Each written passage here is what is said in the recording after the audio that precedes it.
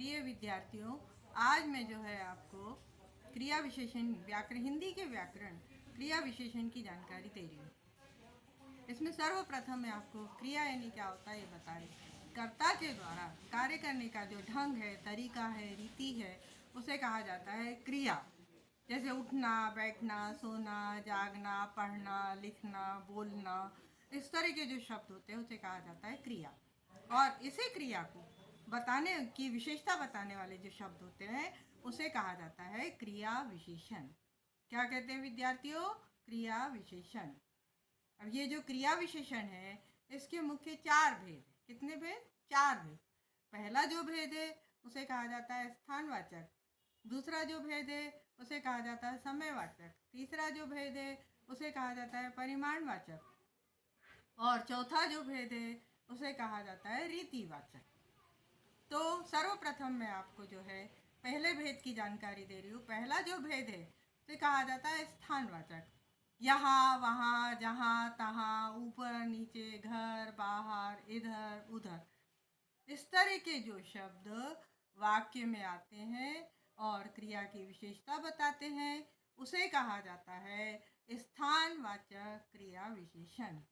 यहाँ आओ, उधर जाओ, बाहर खेलो, घर में बैठो, बाहर बारिश हो रही है, इस तरह के हम इसमें छोटे छोटे वाक्य भी तैयार कर सकते हैं।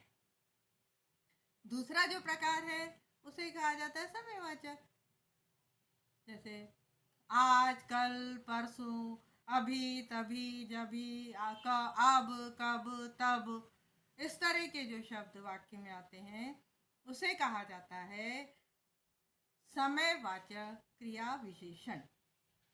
जैसे कल हम आएंगे, आज आप क्या कर रहे हो, कब आओगे, इस तरह अभी अभी आओ, अभी आ जाओ, इस तरह के जो शब्द वाक्य में आते हैं उसे कहा जाता है समयवाचक क्रिया विशेषण। तीसरा जो प्रकार है उसे कहते हैं विद्यार्थियों परिमाणवाचक, यानी माप तोल।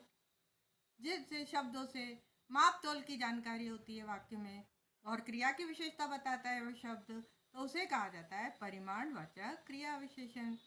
जैसे इतना, उतना, जितना, थोड़ा, ज़्यादा, अधिक, कम, 1 लीटर, आधा लीटर, पाव लीटर, 1 किलो, 2 किलो, इस तरह के जो शब्द आते हैं, चाहे वो सामान के लिए हो, चाहे वो दूरी के लिए हो, चाहे कपड़े के माप के लिए हो, किसी के भी लिए परिमाण माप के लिए जो जिन शब्दों का वाक्य में प्रयोग किया जाता है और वो शब्द क्रिया की विशेषता बताता है उसे कहा जाता है परिमाणवाचक क्रिया विशेषण।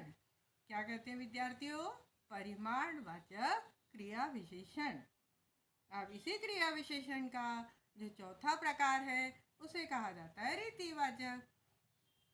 रीतिवाचक ढंग, तरीका। रीतिवाचक क्रिया विशेषण कृपया पूर्वक, जल्दी जल्दी, धीरे धीरे, तेजी से, आहिस्ता आहिस्ता, बार बार, इधर उधर, इस तरह के जो शब्द धीमी गति से, तेज गति से, जोर से बोलो, इस तरह के जो वाक्य, इस तरह के जो शब्द वाक्य में आते हैं और क्रिया की विशेषता बताते हैं उसे कहा जाता है रीतिवाचक क्रिया विशेषण। आज इस वीडियो में मैंने आपको क्रिया की परिभाषा, क्रिया विशेषण की परिभाषा, क्रिया के उदाहरण, क्रिया विशेषण के 4 प्रकार, चारों प्रकार के उदाहरण, 2 प्रकार के उदाहरण के छोटे छोटे 1-2 वाक्य, इस तरह की जानकारी दी है। आप इसे बराबर ध्यान से पढ़ेंगे, समझेंगे। अगले वीडियो में मैं हिंदी के अगले व्याकरण की जानकारी दूंगी। धन्यवाद।